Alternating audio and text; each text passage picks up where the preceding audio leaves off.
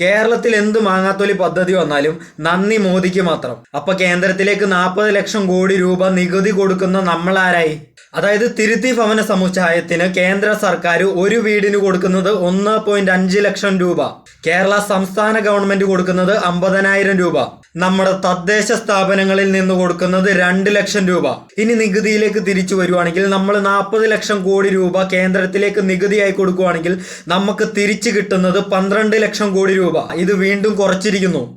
അതായത് നമുക്ക് തരാനുള്ള 12 ലക്ഷം കോടി രൂപ ഇതുവരെ കേരളത്തിന് തന്നു തീർത്തിട്ടില്ല. അതിനിടയ്ക്കാണ് നമുക്ക് കടം കൂടി തരുന്നത്.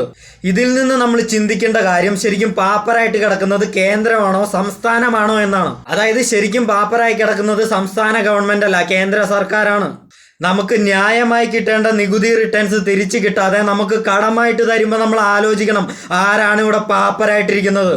കേന്ദ്ര സർക്കാരോ അതോ സംസ്ഥാന സർക്കാരോ? കൊച്ചിൻ കോർപ്പറേഷനും കൊച്ചിൻ സ്മാർട്ട് മിഷൻ ലിമിറ്റഡും ലൈഫ് മിഷനും ചേർന്നുള്ള പദ്ധതിയിൽ കേന്ദ്ര സർക്കാരിന് എന്ത് റോളാണുള്ളത്? സ്വന്തം നാടിനെ ഒറ്റുകൊടുക്കുന്ന കുറെ മന്ദബുദ്ധികളാണ് കേരളത്തിന്റെ ശാപം.